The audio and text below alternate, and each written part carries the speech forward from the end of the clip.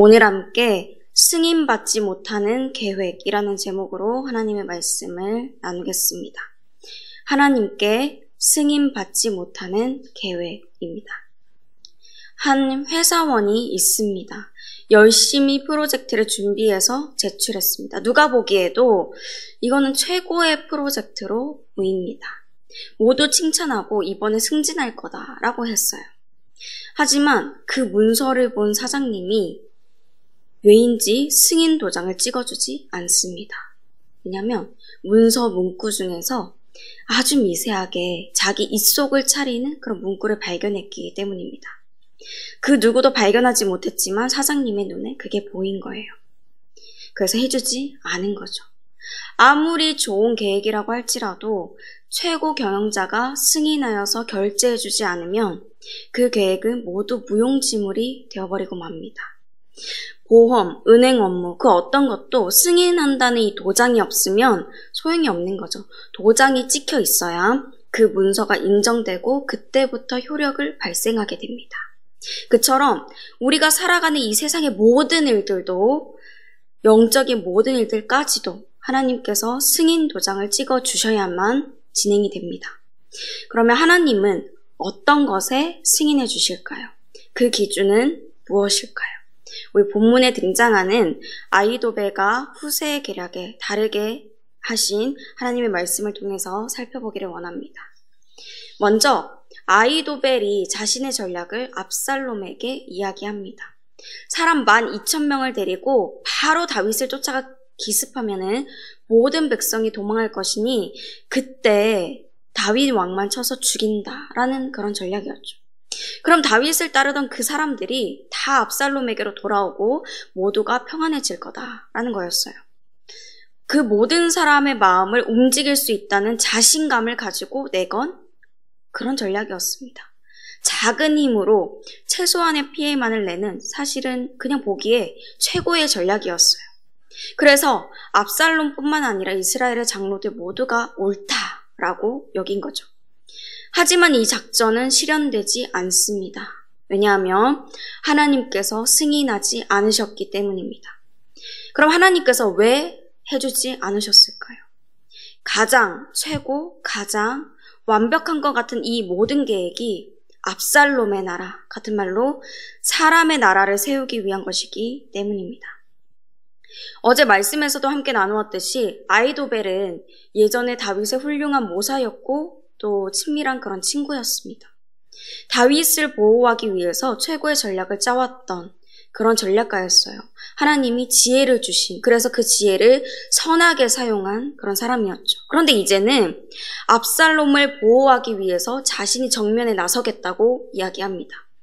분노와 미움으로 시작해서 결국엔 살인을 저지른 지도자가 다스리게 될 그 나라, 하나님의 나라에 반역해서 일어나는 그 나라를 위해서 하나님이 주신 지혜를 사용하려고 하는 거예요.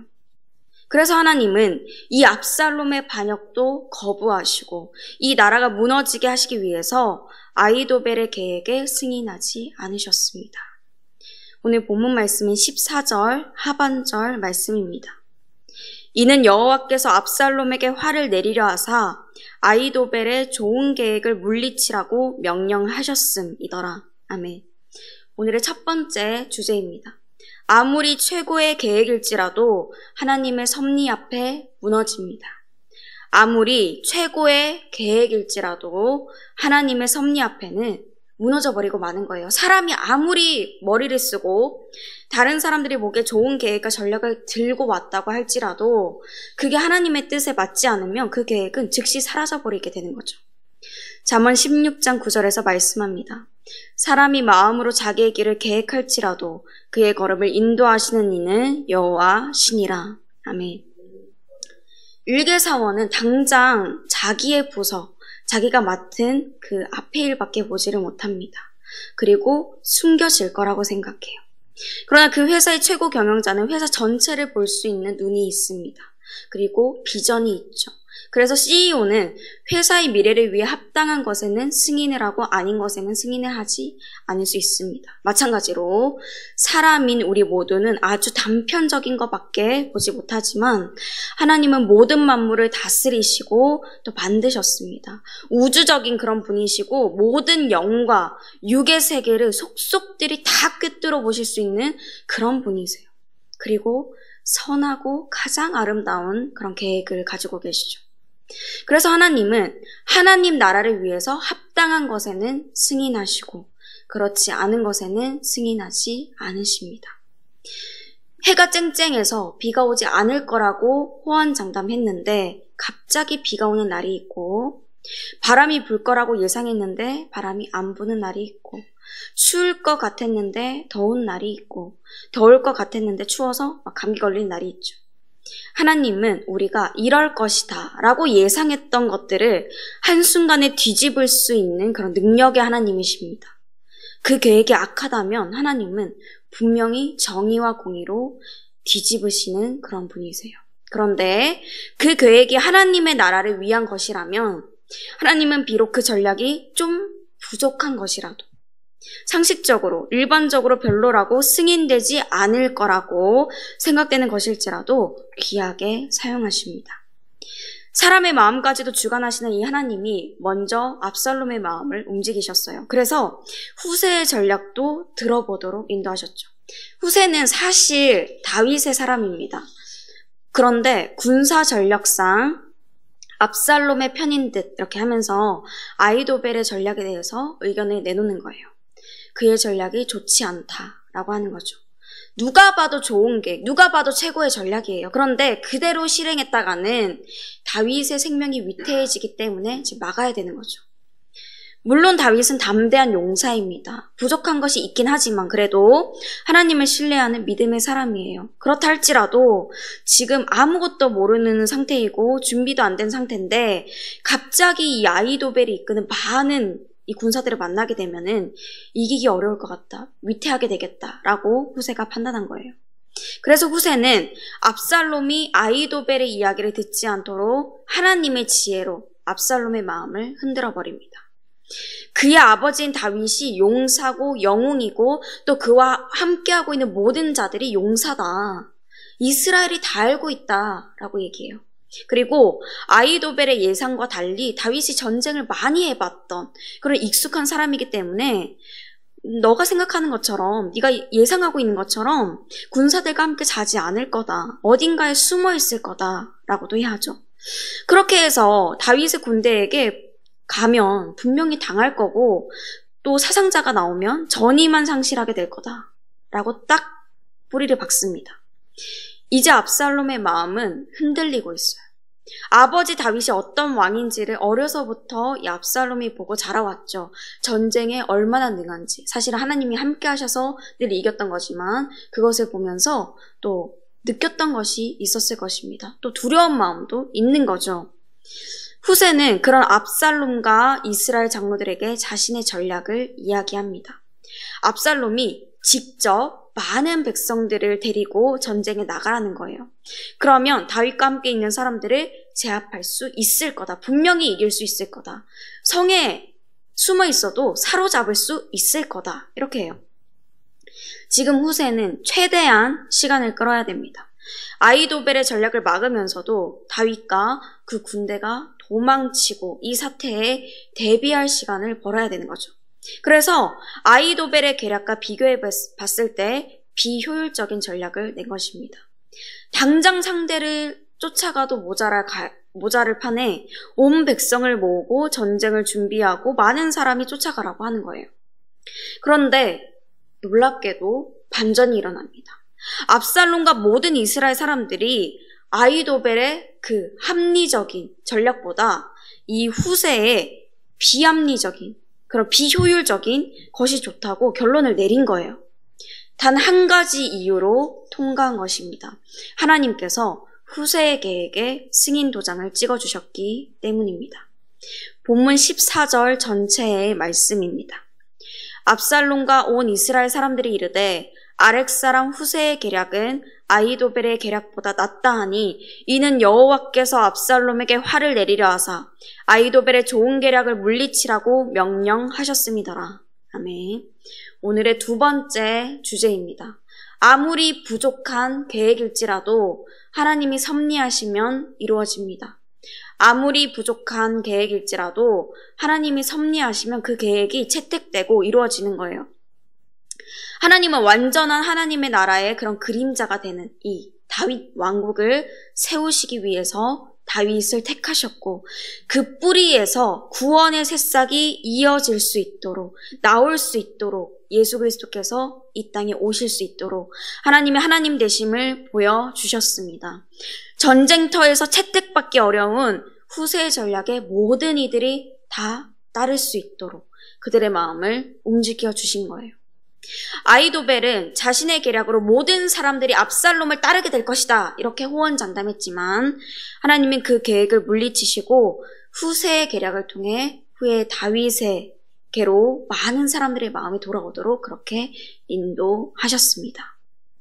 후세의 계략과 이것을 승인하신 하나님의 은혜 덕분에 다윗과 그의 무리는 거의 잡힐 뻔했어요. 그 타이밍이. 하지만 모두 요단강을 건넜고 무사하게 건넜고 또 마하나임에까지 가서 안전한 요새 그런 본부를 만들 수 있었습니다.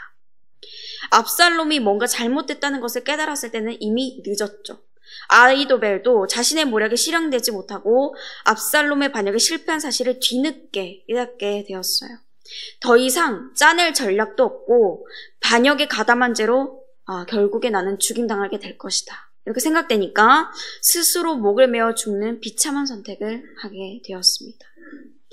우리가 무엇을 계획하고 있든지 그것이 하나님이 허락하신 거라면 하나님의 그 아름다운 계획함 안에 있는 거라면 하나님은 그것을 귀하게 사용하여 주십니다. 지금까지 생각해왔던 것과 전혀 다른 것이고 실행되지 못할 만한 그런 것이라도 하나님께서 도장을 찍으시면 그 일은 아주 급속도로 이루어지게 되는 것입니다. 반대하던 사람들의 마음을 하나님께서 움직이시고 선한 길로 인도하시는 거예요. 오직 여호와 하나님께서 용사시며 군대 대장 되시며 전쟁은 여호와께 속한 것이니 하나님께서 이 일들을 이루신다는 사실을 믿으시길 바랍니다. 사랑하는 성도 여러분, 우리는 많은 계획을 세우면서 살아갑니다. 그리고 짧은 우리의 소견으로 생각해 봤을 때 그 계획이 다 이루어질 수 있다는 그런 착각을 하면서 살아가기도 하죠. 그러나 아무리 최고의 계획일지라도 하나님의 섭리 앞에 무너지게 됩니다. 모두가 맞다고 통과할 거라고 이루어질 거라고 확신한다고 이야기할지라도 하나님이 아니시면 아닌 겁니다. 하지만 무언가 어설프고 무언가 좀 부족한 그런 계획일지라도 하나님이 섭리하시면 이루어집니다. 아주 급속도로 선하게 그 일들이 이루어지게 되는 거죠. 하나님이 승인해 주시는 아름다운 계획에 함께 참여하기 위해서 나의 계획을 내려놓으시길 바랍니다. 하나님의 뜻대로 인도해 주시라고 내가 그 뜻에 온전히 순복하겠다고 그런 아름다운 고백을 매일의 삶에서 드리는 우리가 되기를 소망합니다. 그래서 하나님의 놀랍고도 아름다운 섭리를 함께 보게 되시는 저와 여러분이 되시길 주님의 이름으로 축복합니다. 함께 말씀을 생각하시면서 찬송가 79장 부르시겠습니다.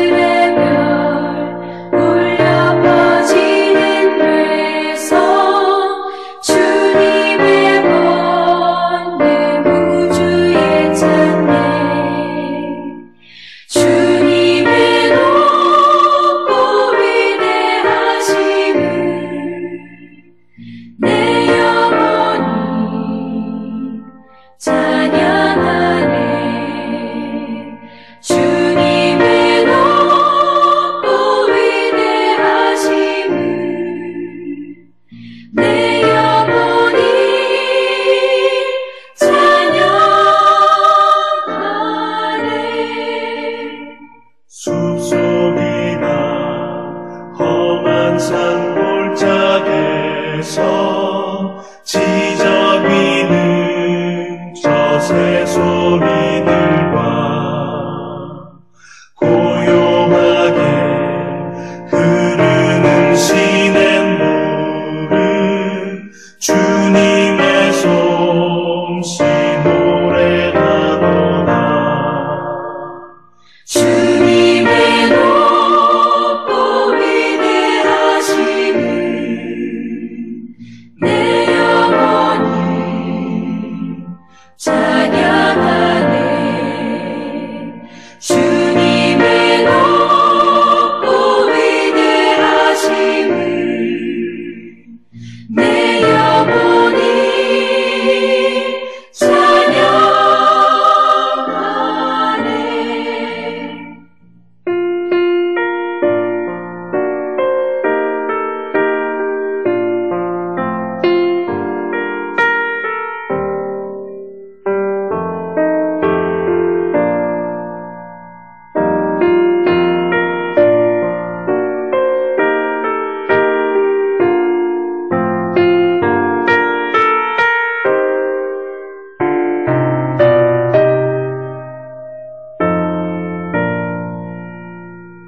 주 하나님 독생자 아낌없이 우리를 위해 보내주셨네. 십자가에 피 흘려 죽으신 주 내 모든 죄를 대속하셨네. 주님의 높고 위대하심을 내 영혼이 찬양하네. 주님의 높고 위대하심을 내 영혼이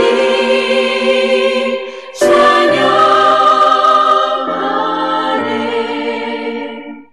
내 주 예수 세상에 다시 올 때 저 천국으로 날 인도하리. 나 겸손히 엎드려 경배하며 영원히 주를 찬양하리라.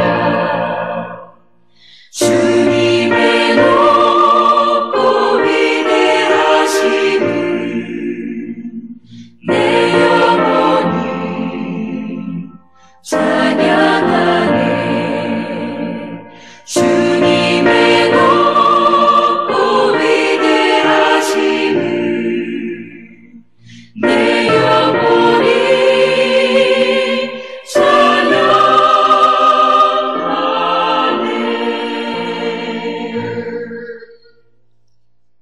이제는 우리 주 예수 그리스도의 은혜와 한없는 지혜와 사랑으로 우리를 인도하시는 하나님의 그 크신 사랑과 지금도 우리 가운데 역사하시고 인도하시는 성령님의 교통하심이 내 계획, 내 생각을 내려놓고 하나님이 이끌어 가실 섭리에 순복하며 나아가기로 다짐하는, 결단하는 모든 주님의 자녀들과 그 삶의 모든 지경 가운데 이제부터 영원토록 함께 하시기를 간절히 축원하옵나이다. 아멘.